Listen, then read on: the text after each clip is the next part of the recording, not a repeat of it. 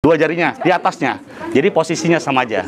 Ya, taruh di situ katanya, terus lakukan yang terkuat. Nah, posisikan lurus. Nah, lakukan hentakan jantung selama 30 kali. Oke, Dok, salut 30. 1 2 3 4 5. Cepat ya.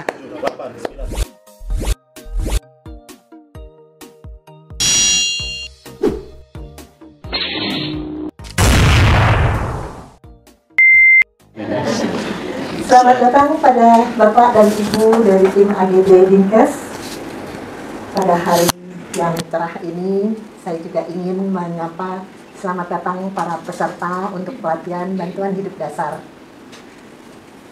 Puji syukur kita panjatkan kehadirat Tuhan Yang Maha Esa bahwa hari ini dengan sehat kita bisa berkumpul di sini untuk mendapatkan tambahan pengetahuan ataupun juga untuk mengingat-ingat bahan-bahan yang sudah kita ketahui. Namun pasti ada yang baru juga yang akan diberikan oleh tim AGD dari Dinkes.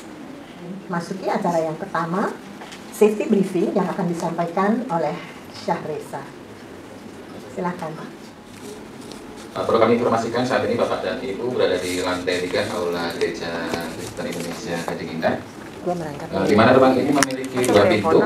Yang pertama sebelah belakang, kanan belakang, yang satunya sebelah kanan.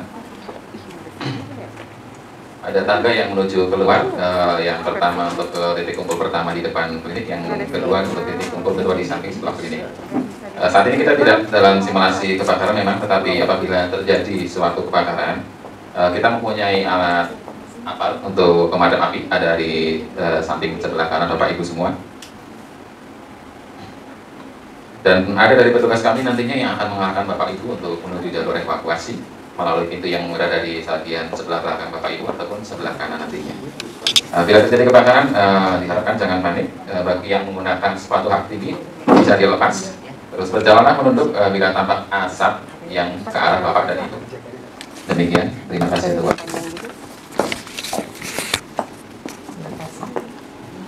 Selanjutnya mari kita dengarkan sambutan dari penanggung jawab klinik Dr. Gigi Likshe Veronica. Klinik Pratama Jaya Kasih Indah. Kami persilakan, Dok. Terima kasih. Selamat pagi, salam sejahtera bagi kita semua.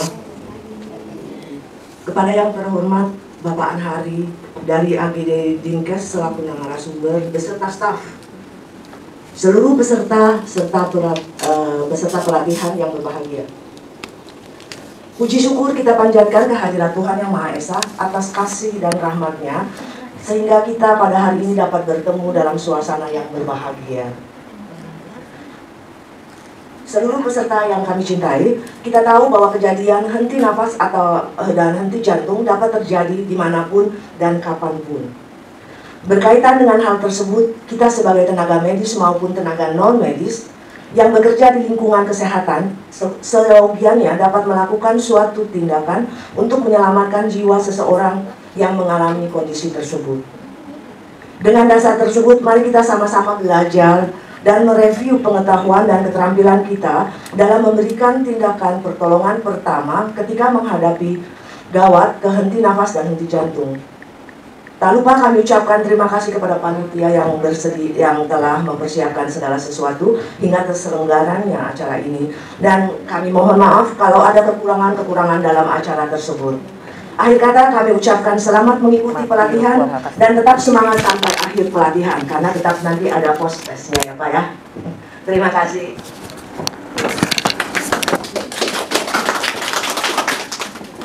Terima kasih Dr. Likshe. Hadirin yang kami hormati, tidak berpanjang lebar lagi, mari kita segera masuk ke inti dari pertemuan kita hari ini, yaitu pelatihan dari bantuan hidup dasar. Untuk itu kami serahkan acara selanjutnya kepada tim AGD dari Dinkes. Kami persilakan. Baik, kita mulai saja Bapak Ibu. Mengingat waktu juga terus berjalan ya. Saya mohon izin untuk buka masker saya.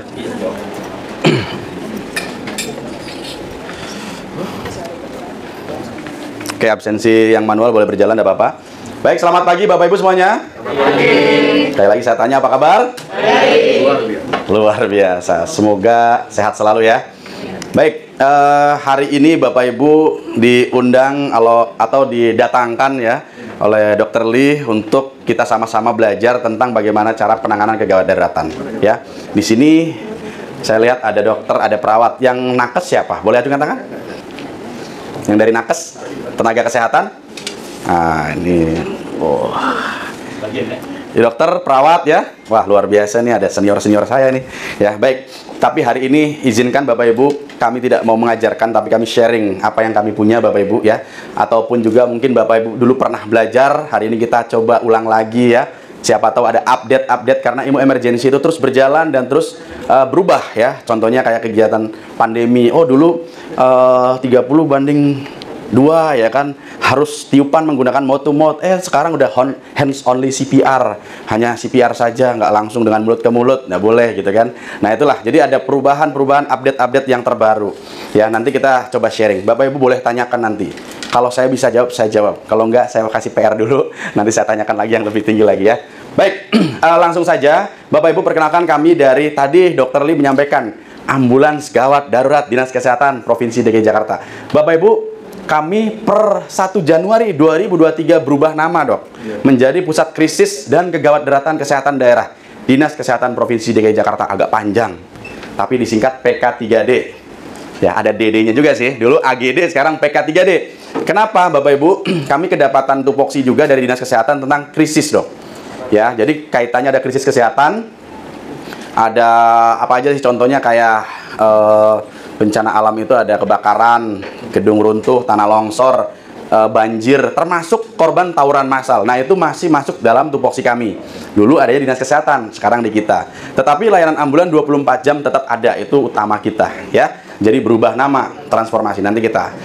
Nah, perkenalkan, nama saya Anhari, saya selaku penanggung jawab pemberdayaan masyarakat dan kelembagaan. Hari ini saya datang berempat, saya izin perkenalkan dulu ya. Dari sebelah sana ada Dr. Muhammad Zulkarnain.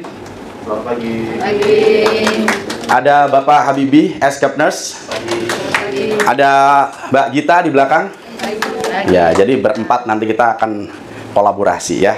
Metodenya ada teori, ada praktek. Di awal saya akan memberikan prakata saja, pengenalan tentang PK3D, kemudian tentang SPGDT. Nanti ada materi inti yang akan dibawakan oleh Dr. Zul. Baik, langsung saja. Bapak Ibu, ini sebaran unit ambulan kita yang kita tempatkan di beberapa titik di wilayah DKI Jakarta ya. Ada di Jakarta Barat, ada di selatan, di timur, pusat, utara ya. Kalau Bapak Ibu rumahnya di mana, bisa dilihat tuh, itu pos kita ada di situ. Tapi Bapak Ibu tidak usah khawatir ya. Jadi, wah ini tempatnya di sini, kita harus hubungin ke sini dong. Nggak usah, nanti kita kasih tahu bagaimana cara manggil ambulan ya. Kemudian ada ya 6 wilayah, jadi bukan 5 wilayah lagi. Ada Pulau Seribu nih ya. Ada 2 unit. Dan kita bisa lihat gambar di sebelah kiri Bapak Ibu. Apa nih, gambar apa? Ayo. Serangan jantung memegangi dada sebelah mana? Kiri. Sebelah kiri ya. Terus sebelahnya yang serangan jantung apa? Belum yang ke sana ya, sini dulu. Orang jatuh. Ya, terus ibu-ibunya sedang apa tuh? Telepon, minta bantuan ya Bu, kira-kira ya. Baik. Terus gambar yang sebelah lagi apa tuh? Kecelakaan ya. Waduh. Hampir tiap hari mungkin kita bisa lihat kecelakaan di layar kaca ya. Atau mungkin Bapak Ibu juga bisa langsung melihat. Pernah ya? Pernah nggak ngelihat kecelakaan? Ya. Bapak Ibu, ini banyak penyebabnya macam-macam. Mungkin serangan jantung ya, mungkin karena perilaku kehidupan sehari-hari ya, makanan, minuman ya. Kemudian kalau kecelakaan lalu lintas bisa saja dengan masyarakat kurang pemahaman tentang undang-undang lalu lintas ya. Kadang-kadang udah tahu pelang pintu kereta api udah ditutup, kadang nyelonong gitu ya, habis itu ketabrak. Atau juga kadang kita harus hati-hati Bapak Ibu. Bapak Ibu hati-hati nih berkendara, dari belakang nyelonong, bis. Ya, jadi Bapak Ibu yang mengendarai kendaraan baik roda 2 atau roda 4 harus tetap hati-hati. Nah, ternyata ini adalah penyebab kematian tertinggi di dunia, tidak hanya di Indonesia. Nih, serangan jantung dan kasus trauma ini, kecelakaan ini. Jadi jangan sampai ada yang ketabrak berdarah-darah ya, terutama mungkin lingkungan sekitar ya, tetangga atau apa, terus kita diem aja. Nggak usah khawatir, nggak usah panik. Ketika melihat tersebut, saya sudah tahu nomornya. Oh ya, Jakarta Siaga 112. Ya, telepon saja nanti biar operator yang akan meluncurkan. Yang penting Ibu kasih informasinya, datanya tadi. Ya, gitu ya Bu? Oke, sip. Paham semuanya? Oke. 112 dan 19. Aduh, gampang banget. Pokoknya nggak usah dicatat juga tahu. Telepon bebas pulsa, ya, 24 jam. Satu operator, ya, call center bisa memerintahkan seluruh sumber daya. Entah itu polisi, pemadam, ambulans. Ya, udah kayak 911 ya. Ya. Di luar daerah, Ada nggak seperti itu Jabodetabek, Bodetabek ya? Atau di Bandung, di Medan, di mana? Ada. PSC 119, Public Service Center-nya sudah ada semua. Ya, hanya lebih bagus Jakarta atau mana ya saya nggak tahu ya. Kalau saya bilang ya lebih bagus Jakarta dong, karena saya tinggal di Jakarta ya. Lebih tersistem, karena memang rekan-rekan dari daerah juga studi bandingnya ke kita semua. Karena unit paling banyak, pegawainya paling banyak juga untuk PSC-nya ya kita saat ini ya. Oke, tujuan SPGDT ini apa? Pertama, meningkatkan akses dan mutu layanan gawat darurat. Ya, semakin masyarakat banyak yang tahu tentang call center tadi atau emergency Jakarta, emergency call Jakarta ya, masyarakat bisa cepat menghubungi SPGDT dan otomatis penanganan akan lebih cepat. Ya, mempercepat respon penanganan korban tentu. Ya, semakin Bu Meme telepon, ya, ambulans maka akan cepat merespon atau penanganan korban. Tapi kalau kita, aduh, ledakan nih, aduh, 1 jam adu aja. Ya, nggak nyampe dok. Ya, telepon dulu, baru kita bolehlah ngasih ini ya, abadikan. Yang penting telepon dulu sumber daya yang berkompeten. Sama tuh, kebakaran juga gitu dok. Ya, daerah Jelambar, kalau udah kebakaran sampai 100-200 rumah, saya bingung gitu. Karena apa? Mereka berusaha dulu, nggak telepon pemadam, pakai ember dulu, diguyur. Begitu besar, baru ingat pemadam. Harusnya telepon dulu pemadam, selama pemadam lagi meluncur, ya bolehlah gotong royong kita guyur ya kan. Itu pas. Ini 1 jam rumah, wah 100 baru ingat, oh iya pemadam gitu. Pemadam juga prosesnya kan ada juga kan perjalanannya. Udah 200 rumah dah akhirnya. Ya, ada kejadian tuh di Jelambar sampai 200 rumah, kan kasihan. Ya, tapi begitu siapapun yang pertama kali melihat telepon, ya tanggung jawab siapa? Semuanya. Bukan tanggung jawab dokter, perawat, pemadam. Enggak, semuanya kita bertanggung jawab. Ketika menemukan itu, telepon. Ya, enggak apa-apa. Begitu nyampe situ pemadam, mati nih apinya. Nggak usah takut. Ya udah pemadam jalan-jalan aja. Ya balik lagi, mereka udah digaji besar sama pemerintah. Dari rakyat juga, ya kan? Kita kembalikan pada pelayanan masyarakat. Menyelamatkan jiwa dan mencegah kecacatan. Pasti. Semakin cepat dipanggil ambulan, ada perdarahan, kita hentikan, pasang infus, bawa ke rumah sakit. Lebih cepat, lebih bagus. Daripada naikin bajai. Bajai yang nggak ngerti dong. Nggak dihentikan perdarahan. Sampai rumah sakit, tenang nih Pak katanya. Tenang selama-lamanya. Ya, seperti itu. Ya, jangan seperti itu ya Bu. Nanti habis ini harus sudah lebih cekatan. Nomornya udah tahu, 112 dan 119. Cukup ya? Oke, nanti bisa sampai sore nih pertanyaan di saya aja. Ya, karena ada materi inti. Baik Bapak Ibu, materi awal saya cukup sekian. Kalau ada mungkin candaan saya yang kurang berkenan, saya mohon maaf. Ya, lanjut ke materi yang kedua. Saya panggilkan Dr. Zulkarnain. Tepuk tangan dulu buat semuanya. Selamat pagi. Pagi. Selamat pagi. Semangat pagi. Tepuk tangan dong buat kita semua dong. Oke.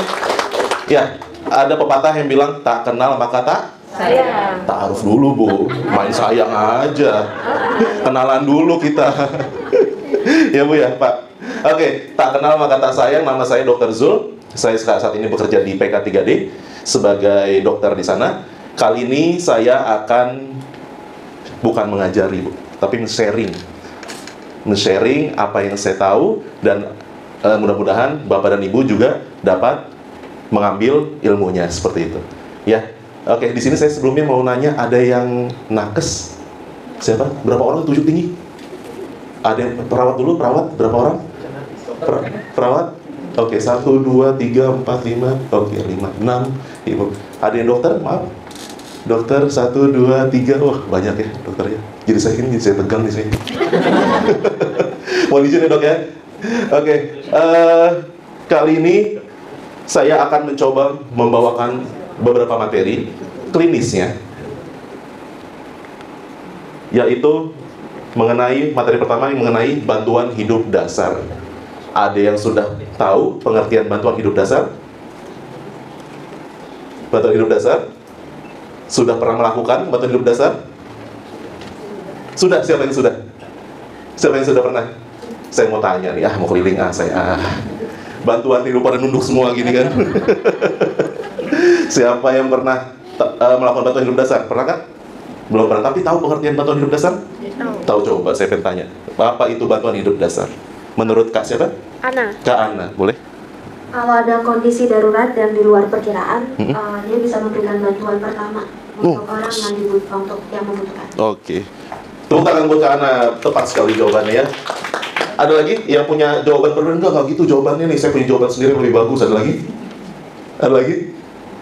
Ya. Bantuan hidup dasar atau basic life support, Bapak-bapak dan Ibu-ibu sekalian. Di sini dimulai dari definisinya, apa sih pengertiannya? Nah, ini secara pengertiannya Bu, Pak. Jadi adalah suatu usaha yang dilakukan untuk mempertahankan kehidupan pada saat penderita yang mengalami keadaan yang mengancam nyawa. Ya, simpelnya melakukan pertolongan. Pertolongan pertama, bener kata Kak Ana.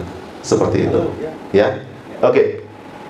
Tujuannya ini adalah untuk mengurangi tingkat morbiditas dan mortalitas, angka kecacatan dan kematian. Untuk mengurangi, kita mengejar itu supaya pasien tidak cacat dan tidak meninggal. Lalu mempertahankan dan mengembalikan fungsi oksigenasi organ-organ vital. Nanti kita pelajari, ini namanya RJP. Lalu aktivasi aliran darah dan memaksimalkan oksigen yang ada. Seperti itu. Nah, ini Bu, udah pernah lakukan RJP sebelumnya?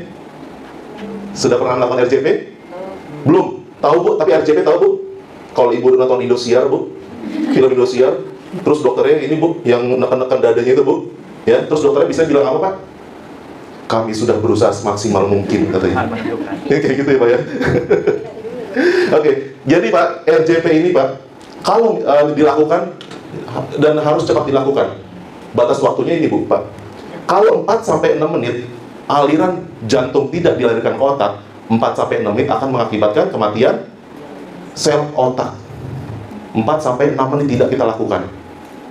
Lalu 8-10 menit tidak kita lakukan, itu akan mengakibatkan kerusakan otak yang irreversible, yang permanen, sudah tidak bisa diapa-apain lagi, sudah rusak otaknya.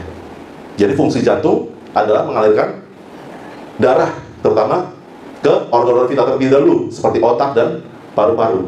Seperti itu, ya. Lalu ini Bu, Pak, salah satu bentuk BHD yang berikutnya adalah pertolongan pada tersedak. Pernah tersedak nggak di sini? Pernah apa Bu? Duri Bu biasanya Bu ya? Keselak duri ya Bu ya? Sakit nggak Bu? Sakit, beneran sakit. Terus biasa pertolongan dengan apa cara Bu? Pakai nasi, bener ya, digumpel-gumpel gitu ya, dibentuk bola-bola gitu ya, atau roti gitu ya. Kita apa? Kita telan ya. Kalau ukurannya lebih kecil dari ukuran tenggorokannya Bu, kalau ukurannya lebih besar daripada ukuran tenggorokannya, yang mengakibatkan apa? Tersedak. Bisa napas nggak Bu? Nggak bisa. Kita nggak tahu kan ukuran kayak ukurannya tenggorokan saya segini, ini kan kita nggak bisa ukur gitu kan, iya kan? Oke, tersedak. Nah ini Bu, tanda-tanda orang tersedak. Ada batuk. Kenapa batuk? Karena dia nyangkut, dia ada refleks batuk. Mencoba refleks batuk untuk mengeluarkan benda asing yang ada di tenggorokannya. Ya. Lalu pasti sesak nafas, karena sumbatannya ada dua Bu. Ada sumbatan yang parsial, ada sumbatan yang total. Parsial itu yang sebagian, dia masih ada keluar sedikit tuh, nafasnya sedikit. Kalau yang total yang malah bahaya, dia sudah tidak bisa bernafas. Lalu suara serak sudah pasti, karena ada benda asing yang nyangkut. Lalu sulit bicara, pasti gimana mau bicara, napas saya susah. Lalu memegang leher, ciri khasnya pemegang leher itu sering memegang leher. Lalu wajah kemerahan karena tadi susah bernafas, lemas, bahkan tidak sadarkan diri. Kalau sampai bahkan tidak sadarkan diri, apa yang harus dilakukan Bu? Pasti tersedak.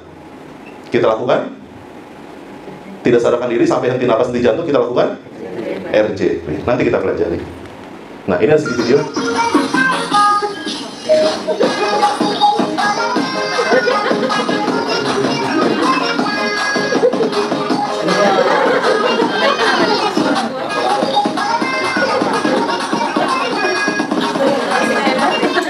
Ya Bu, keselak ya Bu ya. Keselak apa Bu, Pak?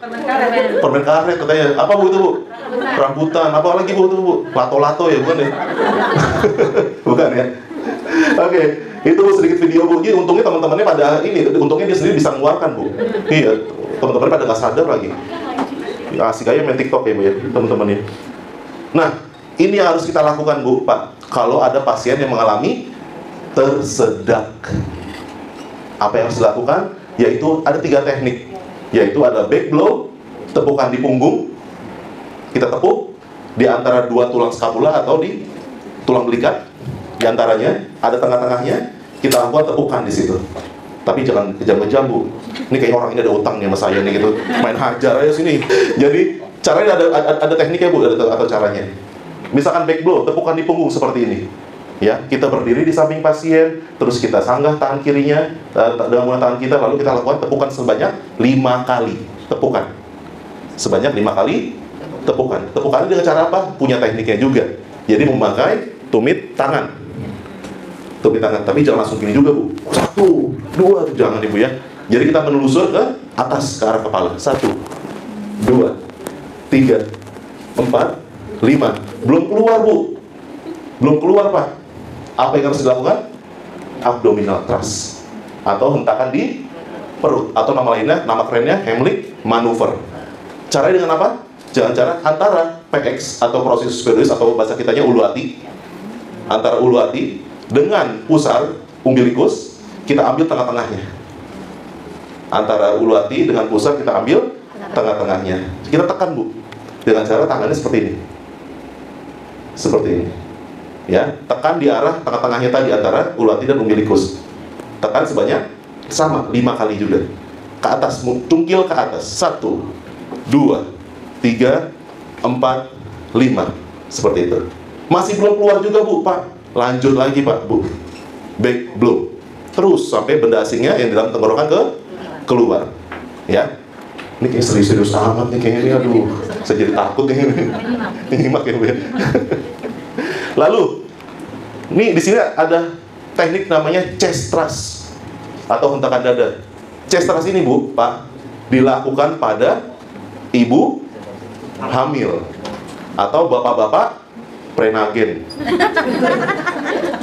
Ya, ibu hamil atau bapak-bapak hamil ya, yang badannya besar kayak saya. Ini saya nggak bisa lagi nih pakai ini nih, pakai abdominal thrust nih.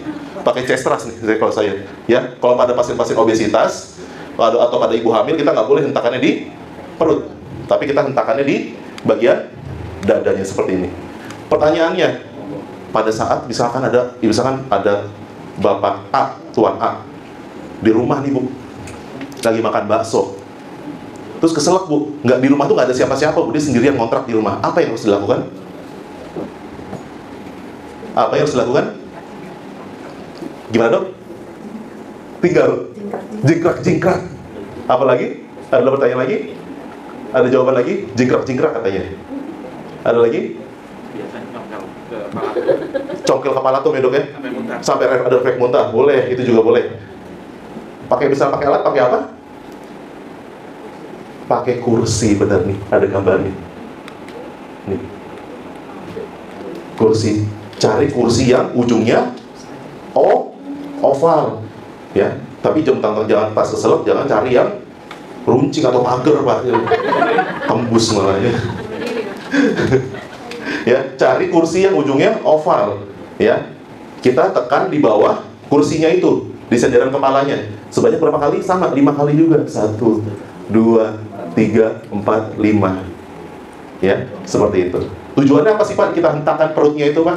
Atau dadanya? Tujuannya apa, Bu?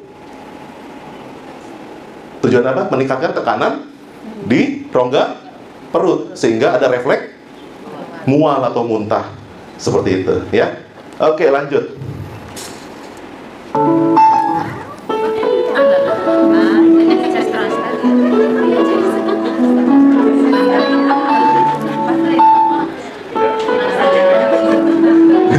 Ini saya curiga, dia udah pernah ikut sosialisasi ini, Bu. Saya curiga nih, Pak. Kayaknya kita pernah ngajar dia dong, nggak gitu.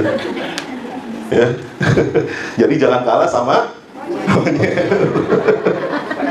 wanitanya bisa ya. Oke, next.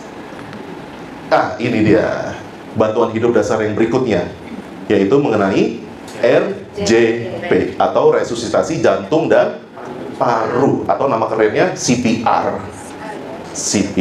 Oke. Nah, ini, Bu, yang sering lihat ibu-ibu misalkan yang belum tahu CPR atau RJP. Nih, RJP seperti ini. Menurut AHA atau American Heart Association pada tahun 2020, RJP adalah serangkaian tindakan memberikan nafas buatan, Bu. Pada ada pijatan jantung bagian luar pada penderita yang mengalami henti nafas dan henti jantung. Pertanyaannya, boleh nggak sekarang kita di era pandemi ini mode to mode? Kenapa nggak boleh, Bu? Ibu siapa? Ibu ini kenapa, Bu? Maaf. Kenapa nggak boleh?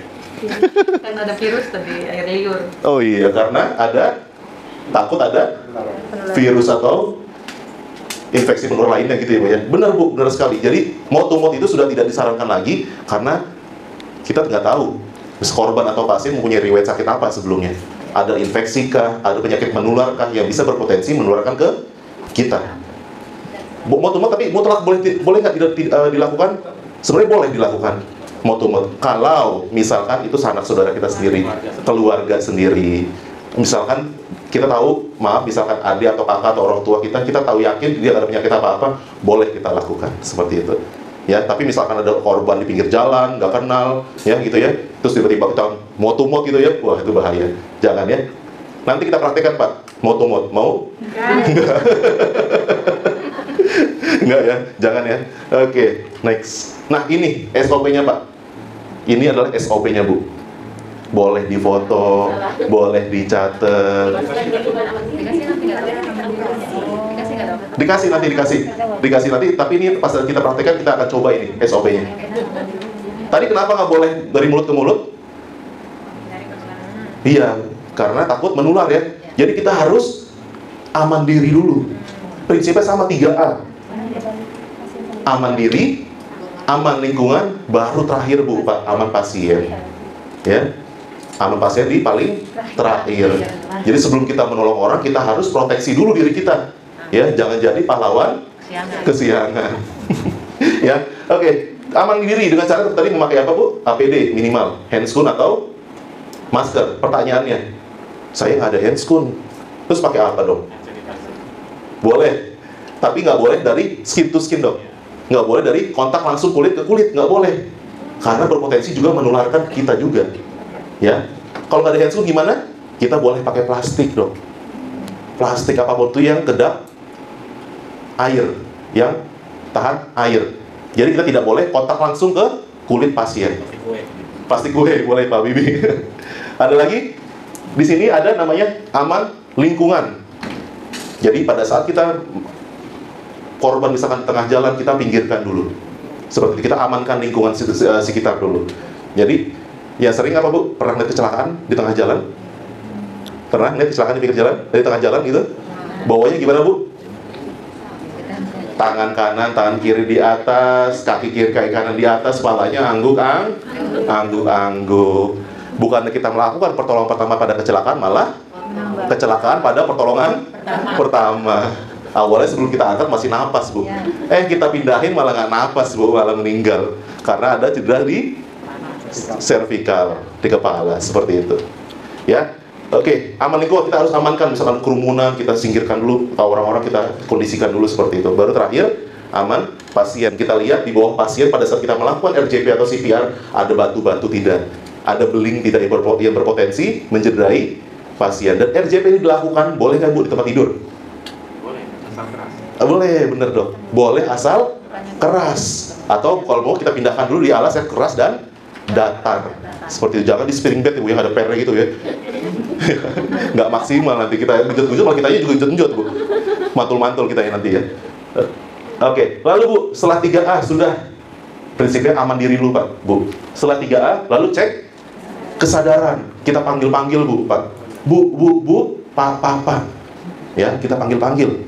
Kalau misalkan tidak ada respon, langsung telepon ke call for help 112 atau 119. Setelah itu baru cek nadi. Cek nadi di mana? Arteri atau nadi karotis atau nadi di leher. Nah, ada di sini semua kerabat nadinya di leher. Coba. Ada kerabat?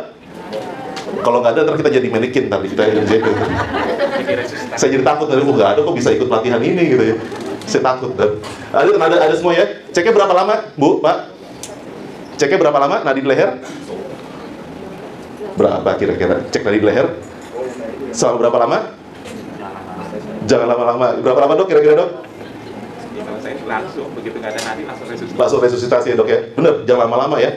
Ada yang, tapi ada range-nya nih Pak. Loh. Jadi maksimal kita cek nadi itu kurang dari atau maksimal 10 detik, jangan 10 menit, bukan 10 menit kita ngopi aja dulu, belum 10 menit kita ngopi dulu deh gitu kan. Ntar cek nadi ntar-ntaran aja deh gitu. Jangan ya. Jadi maksimal 10 detik cek nadinya. Sekaligus kita scan breathing. Apa itu scan breathing? Sambil kita lihat cek nadi, kita lihat pergerakan dinding dadanya. Masih ada kembang kempis atau tidak? Masih ada ekspirasi atau nafas? Masuk nafas atau keluar nafas? Masih ada nggak nafasnya? Kembang dadanya masih ada nggak? Seperti itu. Lalu kita lakukan kompresi 30/2. 30/2. Apa itu 30/2? 30 kali kompresi, genjotan pada jantung luar, pijatan jantung luar, 2 kali pemberian nafas buatan. Loh, dok tadi nggak ada, nggak boleh katanya mau gimana? Kita ada alatnya. Namanya BVM atau back valve mask. Atau biasa kita bisa di IGD atau ICU bagging, ya, air kantong udara gitu, ya. Loh, pertanyaan lagi, lah itu kan alatnya nggak semua tempat ada dok, gitu. Pada saat di era pandemi ini, jika tidak ada alat bagging dan tidak disarankan mouth to mouth, kita cukup lakukan kompresi saja Pak, Bu, sampai bantuannya datang. Cukup kompresi saja, kita pijat aja jantungnya, ya. 30/2. Lokasinya di mana? Lokasi di mana? Dia tahu? Lokasi RJP di mana? Di mana? Ada yang tahu? Kalau pada laki-laki, lokasi RJP-nya tempat kita menekan tangan kita itu kalau pada laki-laki ini di antara 2 puting susu. Di antara 2 puting susu kita taruh tangan kita. Kita tekan pakai tumit tangan ini, bukan pakai telapak tangan, pakai tumit tangan. Kita pijat di sininya. Ya. Kalau pada perempuan di mana? Kalau pada perempuan? Kalau pada perempuan 2 jari di atas ulu 2 jari di atas ulu hati, seperti itu. Ya, itu lokasi dari RJP atau CPR-nya. Lalu kita buka jalan nafas nih Pak, Bu. Sambil kita berikan tadi dengan menggunakan bagging, kita buka jalan nafasnya dengan cara kita dongakin Bu, kalau bahasa kita mah. Kita dongakin tuh kepalanya. Enakan mana Bu? Pak, nafas begini apa nafas dongak? Dongak. Ya, kita buka jalan nafas, kita dongakin kepalanya. Ya, lalu berikan pernapasan sebanyak 2 kali. Seperti itu. Nah, kalau ini pada anak, pada laki-laki, pada bayi dan pada anak sama prinsipnya. Kalau pada anak bayi itu dengan menggunakan 2 jari. Cukup dari 2 jari. Untuk SOP sama, kedalamannya sama, terus cara-cara juga sama. Tapi kalau misalkan pada anak-anak dengan menggunakan satu tangan. Jangan 2 tangan, kasihan. Ya. Oke. Nah, ini RJP berkualitas. Jadi bagaimana sih RJP yang bagus itu? Kedalamannya 5-6 cm. 5-6 cm kedalamannya pada saat kita pompa tuh jantungnya.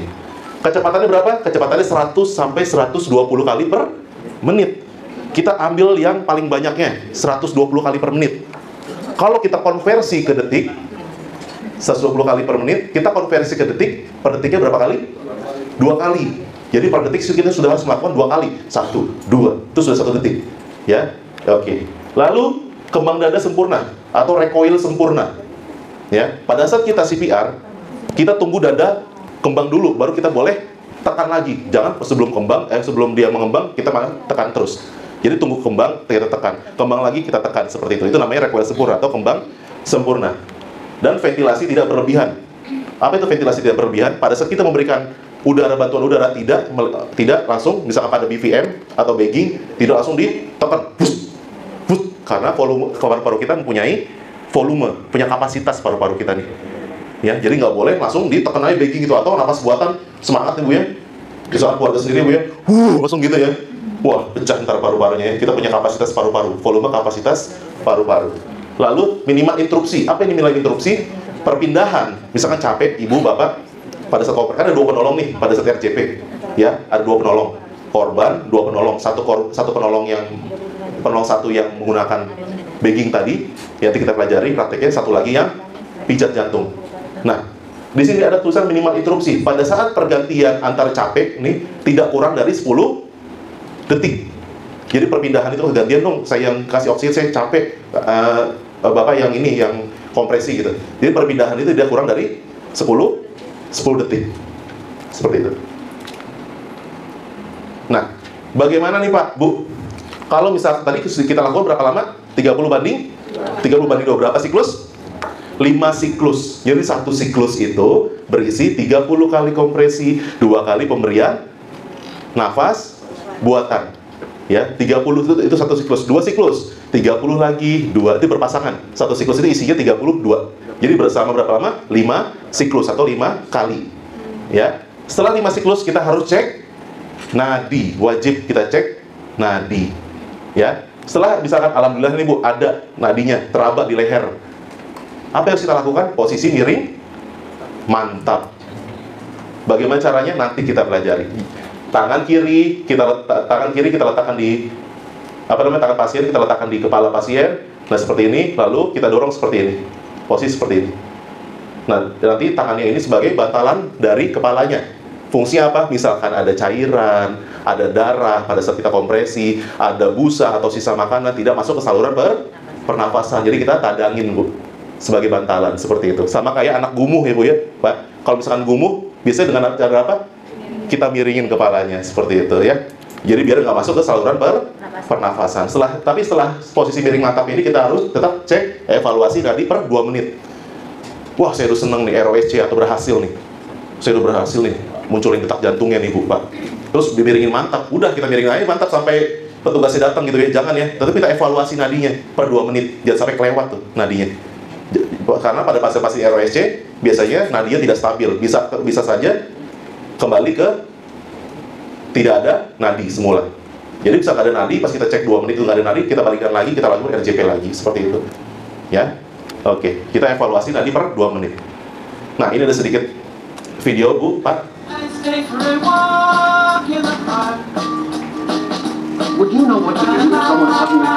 Jadi ada pasien sedang lari pagi nih, tiba-tiba jatuh tidak sadarkan diri. Apa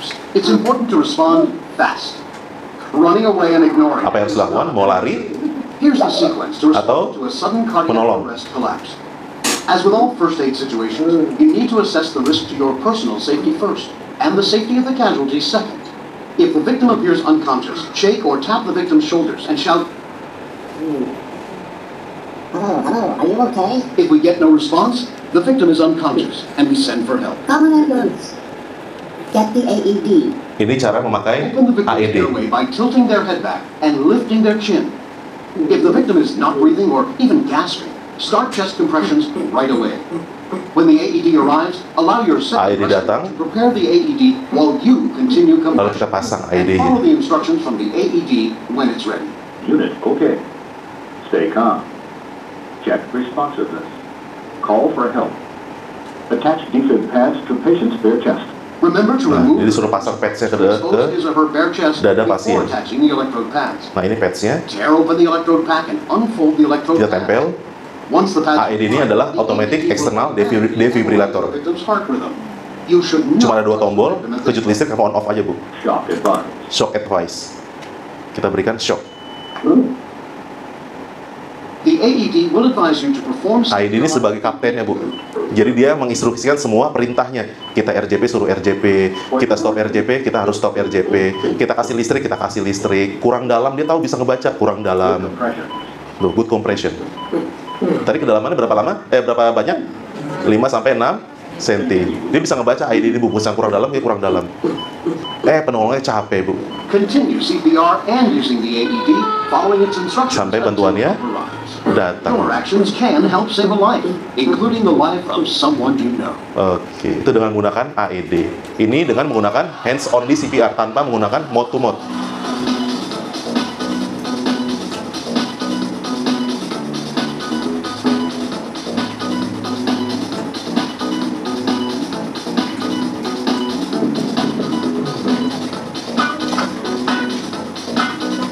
Jatuh tidak sadarkan diri. Nah, karena ini penolongnya sudah ikut pelatihan, dia tahu apa yang harus dilakukan. Tidak boleh moto-moto, malu, nggak mau juga nih, Bu.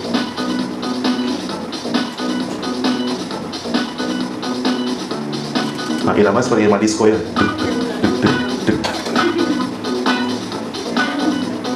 Seperti itu ya iramanya ya.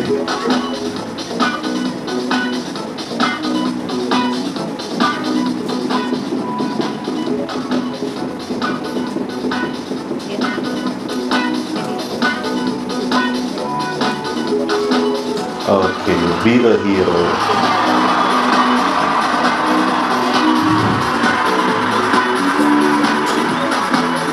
Oke, sampai saat ini ada pertanyaan? Saya ada pertanyaan. Dok, kapan RJP itu dihentikan? Kira-kira kapan RJP dihentikan? CPR itu dihentikan kapan? Nah, itu bener dok. Yang paling utama penolongnya mengalami kelelahan. Jangan sampai penolongnya kita resusitasi. Ya, balikin nanti malah repotin nanti. Ya, yang pertama, kapan RJP itu dihentikan? Yang pertama, penolong mengalami kelelahan. Yang kedua, tadi petugas saya sudah datang. Ya, ketiga, sudah dinyatakan meninggal oleh dokter. Lalu keempat, atas persetujuan dari keluarga. Jadi misalkan di IGD atau di ICU ya dok ya. Jadi misalkan ada pasien di RJP gitu ya dok, jangan saya nggak tega ngelihatnya, saya udah ikhlas, udah nggak apa kasihan saya ngelihatnya seperti itu. Boleh dihentikan, boleh. Tanda tangan inform consent, tanda tangan seperti itu. Dan yang terakhir RJP dihentikan jika ROSC. Apa itu ROSC? Berhasil kita kembalikan lagi fungsi jantungnya seperti itu. Lanjut. Nah ini bu, pak, luka dan patah tulang. Aduh ya bu ya, gini bu ya. Ada yang pernah ngalamin luka di sini? Luka apa bu? Luka hatinya gitu. Yang sering laki-laki atau perempuan bu luka hati bu? Perempuan bu. Colongan ya bu ya. Yang sering luka katanya perempuan katanya. Nah di sini bu ada luka, di sini ada luka terbuka dan di sini ada patah tulang. Kita akan pelajari ini. Nanti caranya pun bagaimana cara bidai, bagaimana kita cara menghentikan perdarahan, bagaimana kita cara menghentikan perdarahan pada pasien yang mengalami amputasi, potong tangannya atau jari, potong kita pelajari di sini. Nah ini luka ya, kayaknya nggak usah disebutin pengertiannya, udah pada tahu ya luka ya, udah pernah ngalamin semua ya luka ya. Ada luka ya bu ya. Jadi luka itu adalah rusaknya jaringan tubuh pak, yang disebabkan oleh benda tajam atau benda tumpul atau perubahan suhu, zat kimia, ledakan, sengatan listrik atau gigitan hewan. Ini semua bisa menyebabkan luka. Nah ini jenis-jenis luka, ada luka tusuk, luka lecet, luka tembak, luka gigitan hewan, luka robek, luka amputasi, dan luka bakar. Tata laksananya, yang pertama, tetap kita harus aman diri dulu. Prinsipnya balik lagi ke 3A, aman diri dulu. Ya, dengan cara memakai APD. Lalu bersihkan luka dengan menggunakan air mengalir. Kalau ada cairan di klinik ada cairan infus atau apa lebih steril lebih bagus. Ya, atau dengan menggunakan air mengalir. Lalu tutup luka, hentikan perdarahan, lalu tinggikan. Jadi prinsipnya ini bu, pak. Nah, ini prinsipnya. Tutup luka, tekan luka, tinggikan, dan titik tekan. Kita tutup lukanya, kita tekan lukanya, kita tinggikan. Tinggikan lebih tinggi daripada posisi jantung. Kenapa harus kita tinggikan? Misalnya ada luka perdarahan masif atau perdarahan terus menerus, kenapa kita harus tinggikan lukanya? Menghentikan perdarahan, bener dong. Untuk memanfaatkan gaya gravitasi. Jadi harus lebih tinggi dari jantung. Seperti itu, agar tidak keluar banyak darahnya. Seperti itu. Terus ada titik tekan. Nih, titik tekan. Di sini titik tekannya bu, pak. Misalkan ada percobaan bunuh diri nih, ada luka sayatan di bagian pergelangan tangan, kita titik tekannya di sini. Dilipat siku. Nah, ini titik tekannya. Ada luka di sini, kita titik tekan di sini, luka di sini, kita tekan di sini seperti itu. Sama itu prinsipnya untuk menghentikan perdarahan. Misalkan bu, di rumah ada perdarahan atau di jalan ada perdarahan, di kepala misalkan nggak ada kasa steril, pakai apa nih dok, bu, pak? Nggak ada kasa steril, pakai apa biasanya buat menghentikan perdarahan? Pakai handuk bersih boleh, apalagi? Pakai apa lagi bu, pak? Sapu tangan dok boleh, apalagi? Tisu nanti nempel. Ya, kalau nggak ada nggak apa-apa ya dok ya. Oke, tisu, bolehlah. Terus apa lagi? Lukanya di kepala bu, bocor, robek di kepala. Kurang lebih 10 cm. Kalau nggak ada itu semua, pakai apa? Kerudung boleh? Kalau nggak ada semua, pakai baju boleh. Kalau nggak ada semua, pakai doa. Kalau nggak ada semua, ibu atau bapak biasanya bisa beli di warung atau di Indomaret atau Alfamart ya, dengan menggunakan pembalut. Ya, bisa dengan menggunakan pembalut, bisa. Ya, karena pembalut menyerap darah, tapi jangan ada wingsnya ibu atau extra night ya, jangan ya. Nanti malah nutupin gini, aduh di kepala nutupin gitu ya. Jangan ada wingsnya atau ya. Atau extra night gitu, jangan ya. Malah nutupin muka nih, kenapa nih orang tutupin muka pakai softtek gitu. ntar kelihatan aneh ntar deh. Oke, next. Nah ini Bu, sedikit lewat tadi. Nah ini Pak, Bu, ada luka tusuk atau luka tembus, satu lagi luka terbuka, terurai, seperti ini. Luka tembus seperti ini, apa yang harus dilakukan Bu? Mencabutnya apa diemin aja? Diapain Bu, Dok? Diemin aja, kenapa Dok? Susah diemin. Kalau tulisan gitu, jangan mencabut gitu ya. Perdarahannya tambah banyak. Jadi pisau di sini atau golok di sini sebagai tampon, sebagai bendungan. Jadi kita dep itu pembuluh darah yang kena. Kalau kita cabut, ngocor tuh darahnya. Bisa-bisa kehabisan darah. Pasiennya metong, ya. Oke, jangan pernah kita cabut. Pernah sekali kita jangan pernah. Jadi, tapi ada kasus nih, misalkan kita bawa nih Pak, pakai mobil pick up, misalnya kecelakaan nih, kena tuh begal, terus ada orang bawa pick up, ya. Terus kita taruh di mobil baknya. Bapak ikut di situ tuh. Terus perjalanan, copot tuh goloknya. Masukin lagi dong. Nggak perlu kita masukin lagi ya? Kayaknya saya ikut pelajaran kemarin tidak boleh dicabut nih, gitu. Saya masukin lagi deh gitu.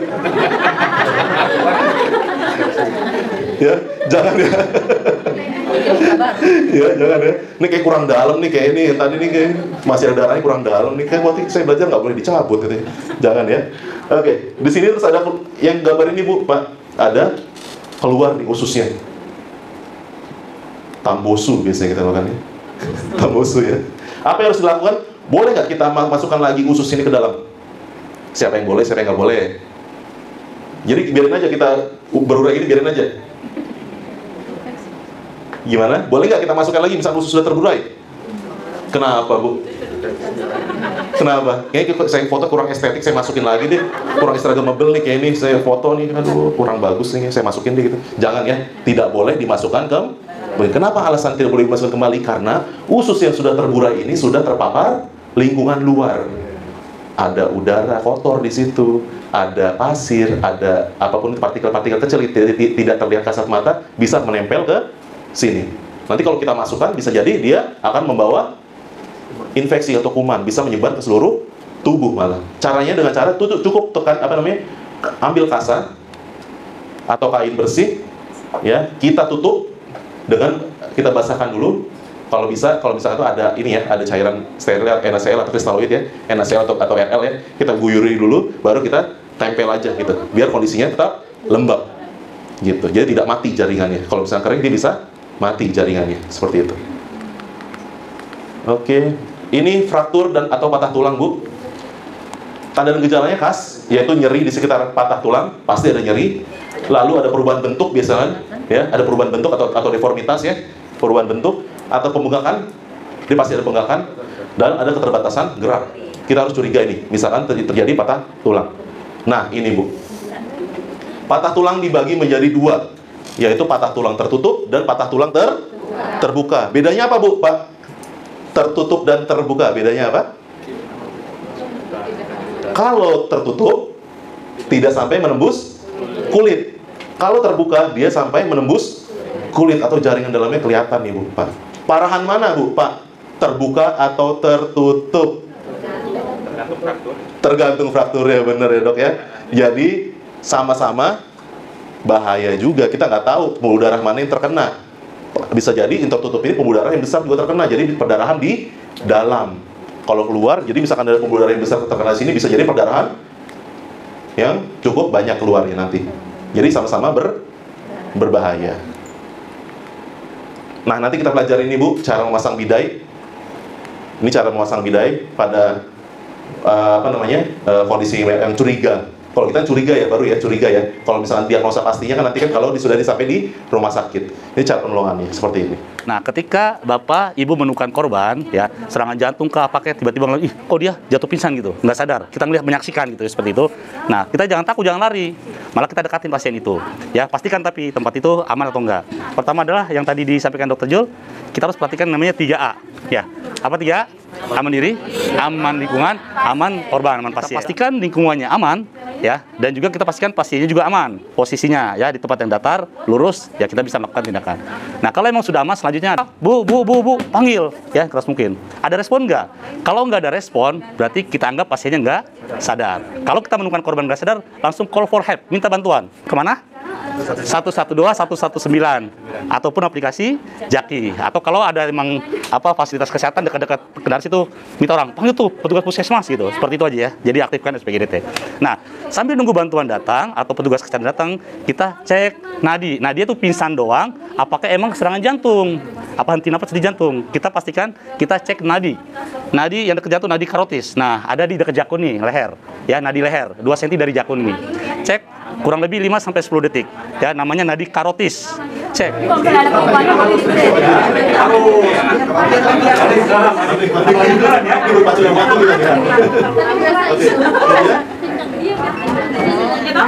Gitu ya? Iya, nanti dia ngelakuin sendiri kalau ada kelipannya. Kalau nggak ada, diselipin aja, Pak.